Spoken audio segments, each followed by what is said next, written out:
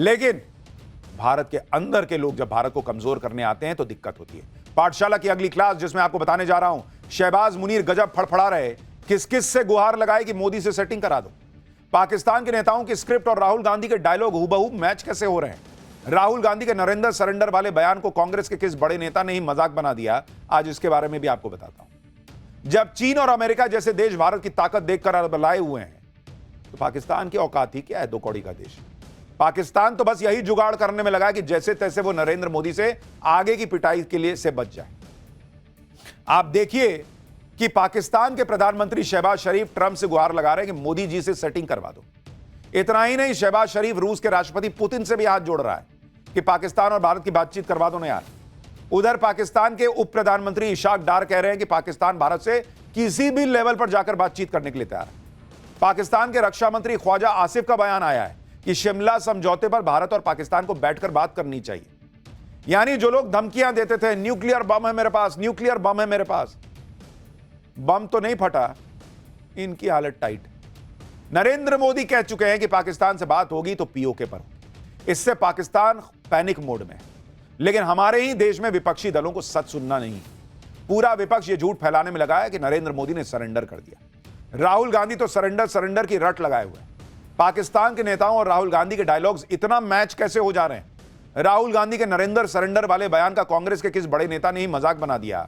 पाकिस्तान नरेंद्र मोदी से बातचीत करने के लिए इतना उतावला क्यों हो रहा है, आज आपको यह सब दिखाऊंगा। पाकिस्तान का तो नरेंद्र मोदी ने भूत बना रखा है। पाकिस्तान फर्जी जीत का जो जश्न मना रहा था वो सारा बुखार नरेंद्र मोदी ने पहले ही उतार दिया।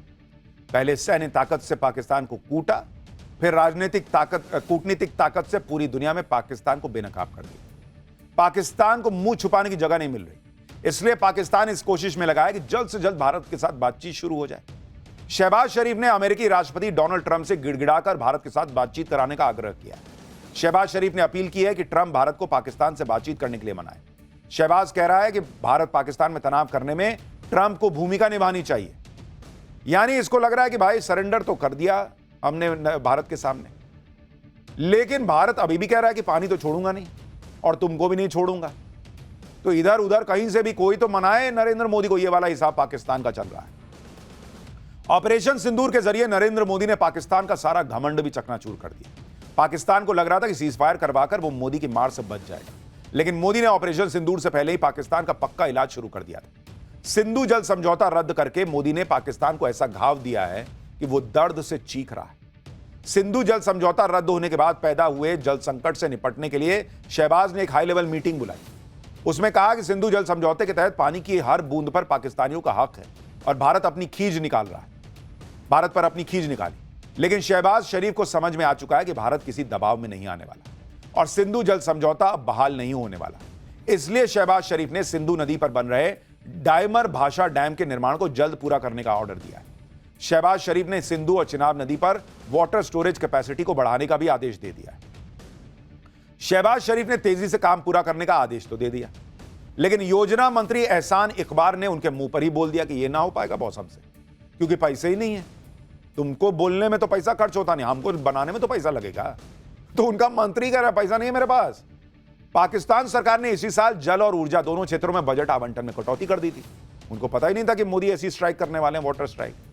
जल क्षेत्र में आवंटन को 13,500 करोड़ रुपए से घटाकर 10,900 करोड़ रुपए किया। ऊर्जा क्षेत्र के फंड को 16,900 करोड़ रुपए से घटाकर 14,400 करोड़ रुपए कर दिया था पाकिस्तान। यानी पाकिस्तान के पास इतना पैसा भी नहीं है कि वो अपने बचे खुचे पानी को बचाने के लिए बांध बना पाए। सोचिए भारत ने पाकिस्तान की कितनी बुरी हालत करके छोड़ दिया। मोदी ने सिंधु जल समझौता रद्द किया, अब पाकिस्तान को उसके साइड इफेक्ट्स भी दिखने शुरू हो गए, जिससे पाकिस्तान लाइन पर आ रहा है, कह रहा है कि भाई एक बार मिल लो, तुम्हारे हमारी बात तो सुन लो।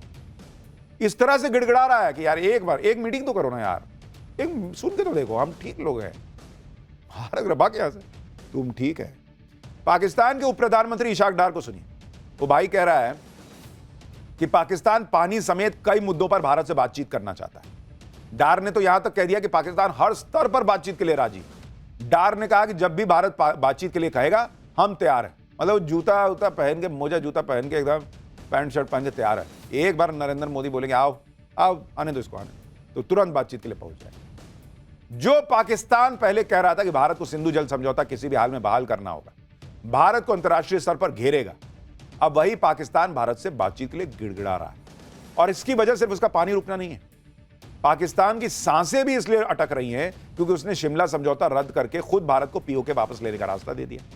आप सुनिए, पाकिस्तान के रक्षा मंत्री ख्वाजा आसिफ खुद मान रहे हैं। यानी नरेंद्र मोदी ने हालात, जज्बात, समय सब बदल दिया है। पाकिस्तान खुद मान रहा है कि हम 1948 वाली स्थिति में आ गए। नरेंद्र मोदी ने पाकिस्तान को ऐसा सबक सिखाया कि शहबाज शरीफ से अपना घर नहीं संभल रहा, ऊपर से पूरी दुनिया में बेइज्जती हो रही है, वो अलग। अब तो विदेशों में भी पाकिस्तान की खुलेआम इज्जत उतारी जा रही है। आपको एक वीडियो दिखाता हूं। यह न्यूयॉर्क के टाइम स्क्वायर पर पाकिस्तान की हार की होर्डिंग लगी गाड़ियां घूम रही, जिनमें असीम मुनीर को फ्रॉड मार्शल बताया गया, उसके फेक टाइटल्स का मजाक उड़ाया जा रहा है, मुनीर को लूजर, धोखेबाज तक बताया गया है, नवाज शरीफ और शहबाज शरीफ को ठग लिखा गया है। ये होर्डिंग इमरान खान के समर्थकों ने लगाए हैं और इमरान खान की रिहाई की मांग कर रहे हैं। यानी पाकिस्तान के लोग जो अमेरिका में हैं, वही पाकिस्तान को एक्सपोज कर रहे हैं। भाई अमेरिकी भी जा रहे हैं तो अंग्रेजी में लिखा है, पढ़ रहे हैं, ये कौन लायर है जी? तो देख रहे हैं कि अरे ये तो वही पाकिस्तान वाला जो मुनीरबा है वही है। अपनी झूठी जीत का प्रचार करने के लिए पाकिस्तान ने पूरा जोर लगा दिया। भारत की नकल करके अपने डेलीगेशन भी अलग अलग देशों में भेज दिए, लेकिन वहां भी पाकिस्तान की बेइज्जती हो रही। शहबाज शरीफ खुद कह रहे हैं कि जिनको पाकिस्तान अपना हमदर्द समझता था वो भी उसको दुत्कार रहे हैं कि भाग यहां से। पाकिस्तान का प्रधानमंत्री मंच पे खड़ा होकर कह रहा है कि दुनिया हमें भीख दे दे के तंग आ गई है। वो कह रहा है कि दुनिया, मुस्लिम देश तक ये नहीं चाहते कि हम भीख का कटोरा लेके आए, बेगिंग बाउल। खुद कह रहा है भीख का कटोरा मत लेके आओ भाई, दुनिया कह रही है कि कुछ बिजनेस कर सकते हो तो आओ, हर बार भीख थोड़ी देंगे यार तुमको। मतलब आप देखिए कि नरेंद्र मोदी ने पाकिस्तान को गली का वो बना के छोड़ दिया है जिसकी पूंछ सीधी नहीं होती। पाकिस्तान जिन्हें अपना दोस्त समझता था, मुस्लिम मुस्लिम भाई भाई का नारा लगाता था, वो देश भी अब पाकिस्तान की हैसियत समझ चुके हैं। इसलिए पाकिस्तान को ना भीख दे रहे हैं ना समर्थन दे रहे हैं। लेकिन भारत में एक वर्ग है जो अभी भी पाकिस्तान का मतलब अपनी पॉलिटिक्स कर ऐसा कर रहे हैं कि पाकिस्तान का सपोर्ट हो जा रहा है।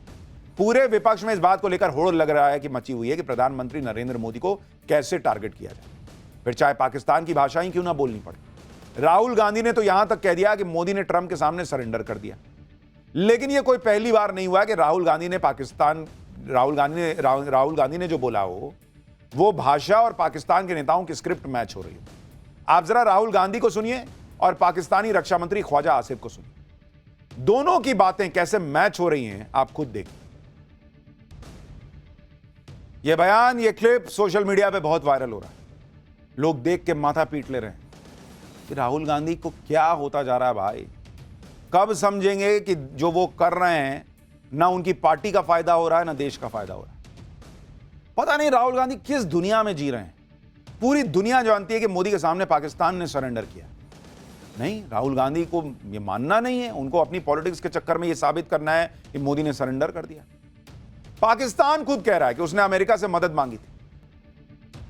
पाकिस्तान में लोग कह रहे हैं कि बॉस पाकिस्तान ने मदद मांगी थी, भारत ने नहीं मांगी थी अमेरिका से कोई मदद। लेकिन राहुल गांधी लगे पड़े। राहुल गांधी ने नरेंद्र सरेंडर वाली बात कहकर खुद का मजाक बना लिया है, क्योंकि खुद कांग्रेस के लोग ही राहुल गांधी पर हंस रहे हैं। आप शशि थरूर को देख लीजिए। शशि थरूर ऑपरेशन सिंदूर पर भारत के एक डेलीगेशन की अगुवाई कर रहे हैं।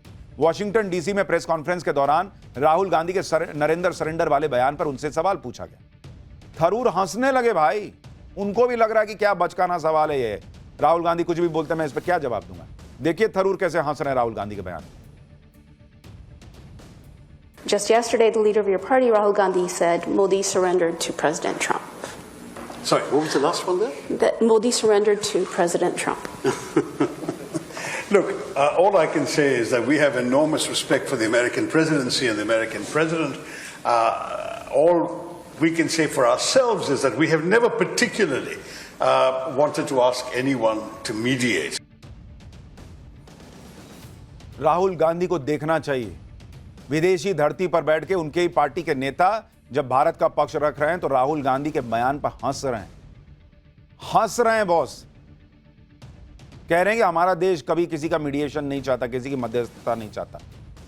इसी तरह से आप सलमान खुर्शीद को देखिए, वो भी एक डेलीगेशन में गए थे, उन्होंने भी राहुल गांधी के एजेंडे की हवा निकाल दी। एक बार उनको भी सुनिए।